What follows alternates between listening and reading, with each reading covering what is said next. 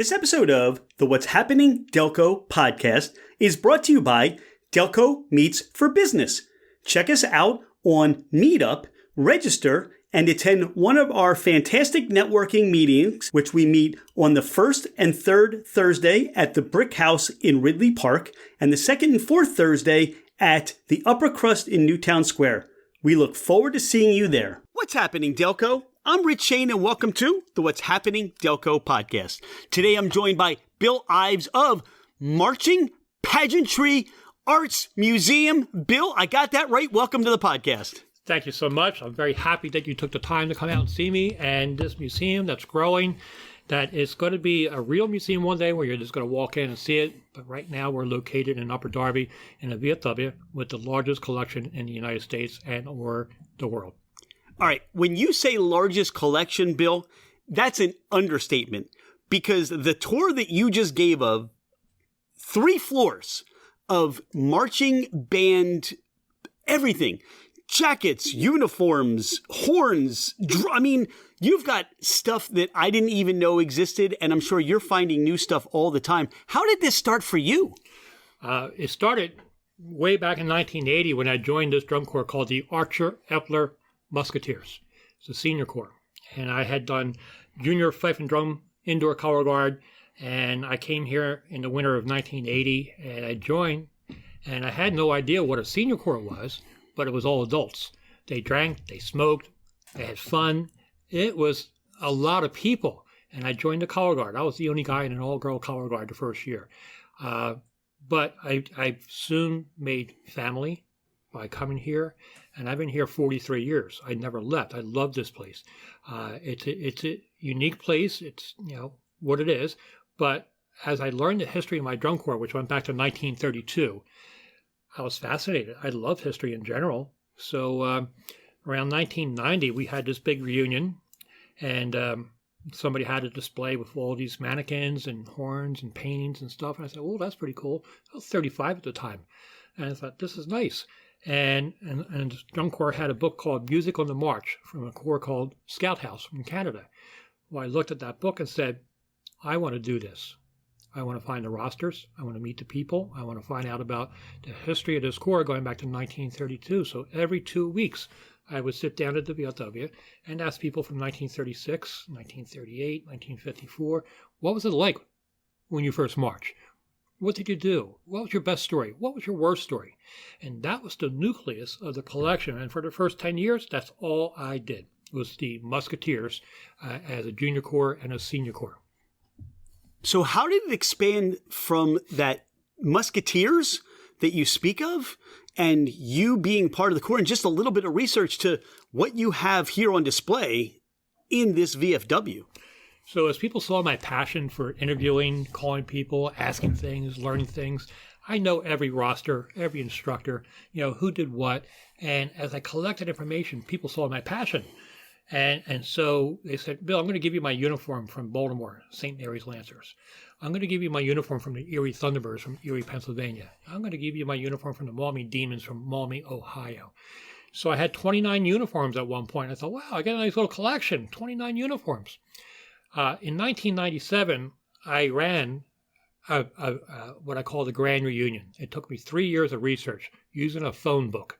If your name was in the phone book and there was 25 names and I started at the top, I would call until I found you. I was methodical. And that's the way you did research back then. It was cold calling. So over the 3 years, I got 175 people to attend. I had 5 charter members from 1932. I got their stories. I got them to write down things. They're all gone, but I have their stories preserved for the archives. So as I went on, 2001 had another reunion, more uniforms. And for a while, it was just a small amount of uniforms, but all of a sudden in the last 7 years, I went from 29 uniforms to 565. Everybody around the country in Canada and Mexico and around the world knows who I am. And so I get packages every week.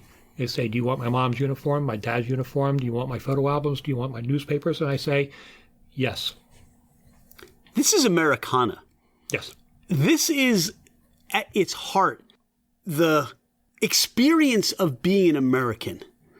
Now, I know the music, the instruments, you talked about the hat that has roots in Czechoslovakia, and I forget the name of the hat. Shako. But in its roots, this is Americana, and you're preserving that. Where do you see your role? I mean, do you recognize your importance in that as far as where we are in history in the world? I have over the last 10 years. When I was just collecting, doing my history, it was just my family, my core, like any family that you would do. But as other groups came in from around the country, and stuff from California and from Texas and Canada, and it's like, wow, this is pretty cool. And the more I learned, the more I wanted to know, and the more I asked. And so what's happened is that I became the historian for the activity that is known as drum and bugle. It goes back to World War I, when the veterans came home from World War I. They decided that they wanted to form little groups, and there was an ad from a drum company called Leedy that you too can start a snappy drum and bugle corps. All you need are drums and bugles.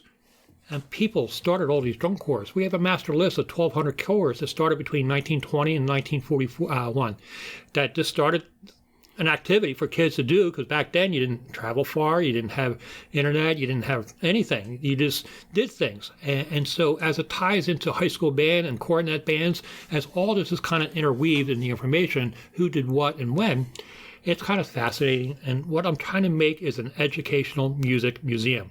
Drum corps is the roots. I got a master list of 16,000 drum corps across the United States and Canada. People didn't know that until I put that list together. I took every major list there is. And now, from there, we have all these program books and all these uniforms and all this memorabilia. We can now put stories together. And when we talk to people about their time in the Corps in Baltimore, I have their uniform. Tell me about your Corps. And we preserve their stories. And it's all like the same as World War I and II vets in Korea. You want to hear their stories before they pass on. So my goal is to make this museum viable, educational, and inclusive to everybody's ability to hear, see, feel music. How do we teach music to somebody that can't? How do we talk about the horn or the drum? We had to figure out how to make sure people understand when you come into my door that I can show you something that's going to make you feel great about learning about music. And music is what we need more of. More music, less drugs and guns. Schools need to put music seriously back in there. Besides sports, you need music. It makes for a well-rounded kid. And if you notice the term STEM, science, technology, so on, well, you need to put the A back in for arts. So it's called STEAM. And so I'm promoting arts as something for the kids that can't play sports. I was terrible at sports. I got beat up all the time. Oh. I was 6'2", 120 pounds at 14. It wasn't good for me. But music is where I made my friends. My family was involved in a fife and drum corps. My dad ran it. 14 years. I grew up in an American Legion post in Philadelphia. That's how I got started. And because of that, I have 40,000 friends. You've said a number of times, museum. You've got things organized. You've got things on the third floor. You've got catalogs. You've got all of this relating to this art that you are pulling together from all corners of the world. What do you see this becoming? Where would you like people to arrive at so that they can, as you said, hear the music, see what you have here? How does that become what it is today? As I research music museums around the country, there's the Museum of Pop Music, Johnny Cash. There's all kinds of music museums around the country, but nothing about our activity, the marching activity, high school bands, drum corps. So what I'm trying to do is fill a niche that nobody thought about. And so somewhere within 50 miles of here, the location will be, I want to make a place where I can have a wing for percussion, a wing for brass, the pageantry, what we do. I want a place where people can come and see this activity. And high school band is all over the country. And I'm going to Detroit next week to talk to a group of people about American band history.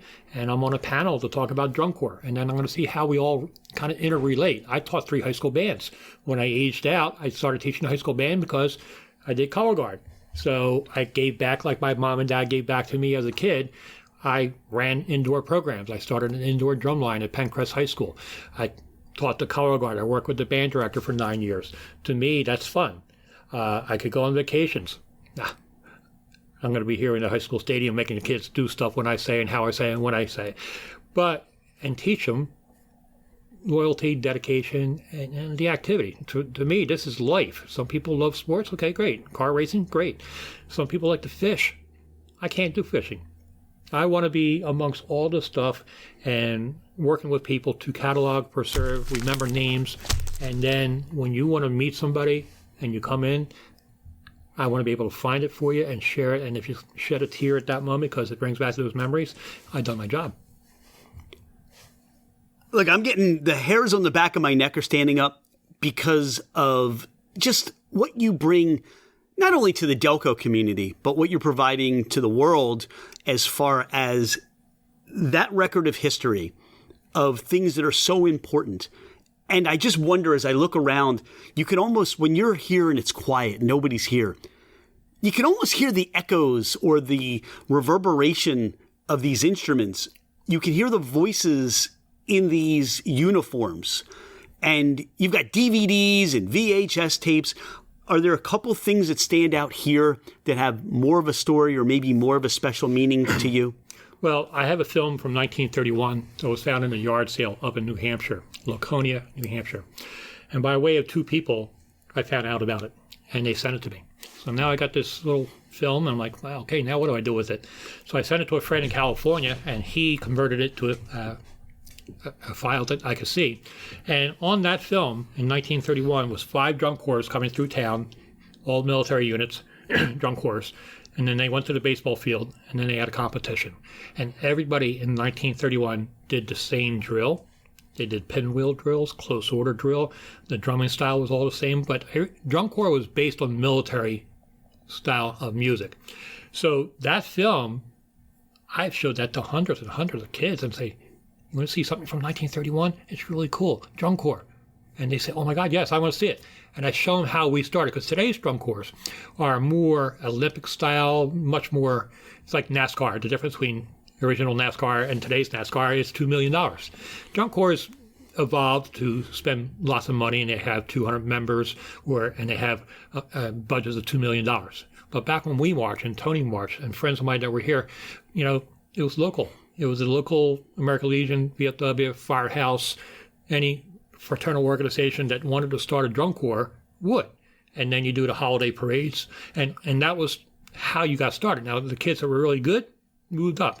The rest of us, you had the experience. So for me, I want to make an educational museum. I want people to know how it happened, why it happened. And like bowling is the fabric of the United States, this is a subculture. A lot of people don't know we're here, but if you ever went to a drum corps show or a high school band show, you saw us. You just didn't think about us. Bowling, people know what bowling is, but subculture, it's just fabric. We are, as you said, 565 uniforms. There's so many people that did this parade or that competition, went on trips to wherever, and had the time of their life. How do people find you? How do people find you to see this? Or how do people find you to donate? So our website is just about finished. I'm on Facebook as Bill Ives. You'll see that there. We're getting our social media up to speed so that you'll be able to find us. We're on TikTok and Instagram. If you look up Marching Pageantry Arts Museum on YouTube, you'll see a 6-minute documentary about our museum that was recently done. It tells you about the mission, what we're trying to do. We're located at 6736 Marshall Road in Upper Darby, PA. It's a VFW. It's a little tough at parking, but if you want to reach out, you can find me on Facebook and reach me that way. We're going to get more formal as it's not my building, so I don't have everybody in the world come in. But if you want to see something unique, I'm trying to reach out to Delaware County to let them know. That's why I joined the Chamber of Commerce, just to meet new people. Do you know that this is in your backyard? To the colleges and universities. Do you know I have all this research here? If you want to write a dissertation. And 3 years ago, I had 2 kids from Chicago come in. It was the only place in the country they could come to do research. And so I want to be that source for people to look up, see. You don't have to agree with anything, but here is the information. And as we get it cataloged and retrievable, I can sit down and say, okay, here's everything you need, and there's your studies, and go for it. I'm thinking that Canton has a football stadium. Mm-hmm. Cooperstown has a baseball stadium. Mm-hmm. You can go to the Mummers Museum. I've been there. And they have an area where people can perform and you can hear music. What I see with the museum is a parade ground where the corps can come in, the bands can come in, and then you have live entertainment. I think that would be, even taking some of these old instruments and the uniforms. Looks like you're already reaching for something. What are you grabbing? So there's a file. I'm going to show you my annual report that you can have. Okay. So in my annual report, 54 pages. This is where all the music museums are in the country, and you can come back to this in a second. So that was 21 museums if I read the numbers real fast. And so what I want to build is a building in the shape of 5 drums, 4 stories tall, 3 stories tall, have a wing for percussion, a wing for brass, pageantry in here, an indoor gym for performances, a football field for performances, and no teams. No football teams. They're not allowed on the field, are they? Just us. This is your way of, all those years, you're getting back and you're giving back. I've been down at the Vet Stadium back in the 70s, 80s, and the football team started throwing the ball around us when we're not done our show. I know what it means. But the whole point is to make something iconic, a full-fledged museum, to have people come in, and again, to be able to talk to anybody. We're also going to be international in terms of virtual reality and augmented reality, so that, again, anywhere in the world, you put the goggles on and you can see my museum, and you can click through and see this and make donations, and not everybody can travel anymore the way we used to travel, and even if you could travel, it's not simple for you to come from Florida and you're 85 years old. Or you're in Indonesia. How are you going to get here? Well, you put the goggles on, and technology has made it so much better that we can share easier, faster, and have great conversations with people around the country. I've done 25 Zoom calls since the first of the year because we now know how to do it. But when you walk in the back room, it's still the feeling, the smell, the sound that you feel. You can watch a movie, but if you're on the movie set, 2 different sensations. So to whichever one works for you, we want to accommodate, help you, and teach you. I love this vision. I mean, I didn't even know about these 2 aspects of having the football field and the indoor gymnasium. But to me, your vision is inspiring. Thank you. It really is. And you're here in Delco. Yes. And you said maybe 50 miles from this building, this VFW, but the hope is to keep this in Delco, another reason why to keep people coming to Delco. So my question for you is, about Delco, you're heading to the VFW and you have a cheesesteak craving. Where are you going? Well, Pinocchio's is my favorite. I live in media, so Pinocchio's has always been first choice. Thunderbird on Westchester Pike, love their cheesesteaks too. So, yeah, there's a number of good places that I would recommend, but Pinocchio's first. All right, so you have had that cheesesteak. You've taken care of that craving. Mm-hmm. You've answered a couple of places that might be on the list, but where are you going for pizza? Pinocchio's. Pinocchio's is your go-to. That's where you're... Do you have that booth with your name on it? Not yet. Yeah, not yet. It's not that we don't try other places. It's just that would be like, where do we want to call? All right, we'll call Pinocchio's. We got the number on the phone, but we do try other places. And so, yeah, I mean, a good cheesesteak is pretty easily accessible. I don't tend to find bad cheesesteaks in Delaware County. You have a convenience store option. Where are you going, Royal Farms or Wawa? Wawa. How do you describe Delco to somebody who's never heard of Delco or has never been here? Not quite Philly, but close. It's developed, not so much overdeveloped, but I grew up in Philly. I grew up in Kensington. I came out to media in the 80s, and I've been here ever since. It's a nice mix of what I would call country compared to my row home in Philly. I have a backyard with grass. I actually had to mow, where in Philly I had concrete, so I didn't have to mow it. It's the right density for me. I don't want to be too far out from Philly. I mean, I'm a city kid. media is kind of like that. It's just nice. I live at a twin. It's kind of like a row home. It's similar but different. But I like Delaware County better. My wife's family is in Claremore, Oklahoma. And when I go out there, I was like, God, it's slow. I can't do slow. Yeah, friends or family maybe coming in from Oklahoma, from out of town somewhere, and you want to give them that Delco experience. Where are you taking them or where are you sending them? Yeah, I mean, besides Pinocchio's Townhouse before it switched, it's still Townhouse is still kind of nice. Longwood Gardens, we make sure when they come into town they want to do that. Yeah, that's the top of my mind. Okay, other than taking them here to see this amazing collection. Haven't done that yet, but no, but they should. You should. Yes. They're not as fanatical. My wife marched drum corps in a corps called the Media Fawns back in the late 60s, but she's not as fanatical as I am. So it's, yeah. Who motivates you? Who mentors you? I have a lot of people that have been my mentors. Steve Vickers publishes Drum Corps World. He was one of my mentors. The director of my corps, Mark Fulkemer, when I first came here in 1980, I mean, he just remembered my name, and he's like, he knew stuff. He's a historian himself. He just knew a lot, so he's been one of my mentors.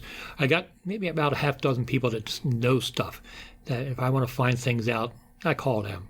So, yeah, but the rest is as I learned over the last 33 years, everything that I have behind me, and I just catalog it. When I get done with this pile of stuff, I put that into a binder, I label it, and then when somebody comes in, I can pull it out and find it. All these scrapbooks need to be looked at and scanned and tagged. So that's what we're all doing here, all the volunteers you saw here today. We're trying to organize it so when we're ready to bring in people, I don't want to bring too many people in because I'm not ready to show you everything. I'm not there, but we're getting there. I mean, in the next 3-5 years, one of my goals is to have a Smithsonian Institute exhibition in D.C. And so I'm going down to D.C. in the next 3-4 weeks to find out what I have to do. And so I'm crazy enough to say I'm going to do it. Now I have to find out how to do it. But it starts with a vision, a list, and then you talk to everybody who comes near you and then ask them for money. I think we should fast track that and get that Smithsonian exposition a little bit faster.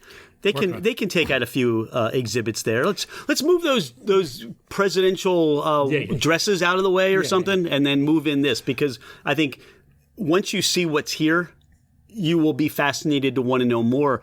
I'm curious, is there anything here or anything not here that you would love to find and put in the collection that you know is out there but you haven't found yet? Some of the older drums from the 16, 17, 1800s, I mean, I want to teach about the history of drum. How did it happen? So the drums that you see up there in the back that are the more modern drums, how did that change? For people that don't know this word, but rudiments didn't happen until the 1300s, and they were called Swiss rudiments. So that's left, right, left, left, right, left, right, right. Prior to that, everybody just kind of banged the drum, like in the movies, boom, boom, boom. Then some guy said, hey, let's go bum, bum, bum, bum, bum, bum, bum. And, well, how do you play that? Then they had to figure out how to write it down. Well, the Swiss did that in the 1300s. And so from there, that went to England, and from England to colonial America. So rudiments, how did it happen? How did the horn develop? Started over with the animal horns, and how did it change into tubes, and how did they make the horns? That's what I'm trying to learn here. I mean, I know what a trumpet is, and I know what a bugle is. They're basically the same thing but different. And depending on who you ask, you'll have a big argument. So you have to know what is the difference. But how did we get there from this to here over 500 years? So that's where the education comes in for music classes, colleges, high schools. If you want to know, this is where you're going to find the answer. Bill, is there anything we haven't spoken about today on the podcast? Anything you want our listeners to know more about you or this wonderful museum of Americana? Well, if you march drum corps, your story matters to me. Reach out. You come here. We record it. We take pictures. If you have something you want to donate that preserve your mom, brother, whatever memory, this is the place that's going to take your memories and preserve it. I am grateful that we have met you. I'm glad that you came to that chamber event. You joined the chamber. Yes. And that you are the caretaker of this part of our world, this part of our lives that we live every day. And if you are anywhere in the vicinity of Upper Darby, you need to check in with Bill, see what you can provide to make this museum a reality, so that we have these fields in this gymnasium to watch music in and performance. And just, we're grateful that you're a friend of What's Happening, Delco. And we look forward to all that you have in your mind that, as you said, you're crazy enough, but you're going to make it happen, because that's not crazy. That's just the spirit that we live in. So thank you for sharing that spirit. And thank you for taking the time to come out. I mean, this is part of the reason why I joined the chamber. It was a good day. Everybody loved the exhibit. They got to see something different than just insurance and roofing, and I got something unique. But this is my life, my passion. I got friends that believe in what I'm doing. 57 people around the country, a Canadian research team, people in Europe. There's drum corps around the world, and I'll show you some stuff later in the annual report. But there's so much to learn. This is my job. Not so much. It's not even work. It's just. It's your passion. It's my passion. I want to be here. And then I'll go home and play with grandkids and do that too. Teach them about music, art, how to paint. That's what I do. And so, yeah, I'm just happy you came in. Thanks, Bill. All right. Hey, it's Rich. Thank you so much for being a listener to the What's Happening Delco podcast. I appreciate you taking the time out of your day to learn more about the people and businesses in our community. I have been a real estate agent for over 25 years, working with first-time home buyers to last-time home sellers. As a listener of the podcast, my gift to you is a complimentary 1-year American Home Shield home warranty. This is for buyers and sellers that I help. If you're looking to move anywhere in the United States, I have you covered with an amazing network of real estate agents. I look forward to hearing from you. My direct line is 215-313-3777, or you can email me at rshaneremax@comcast.net. Oh, by the way, I am never too busy for any of your referrals.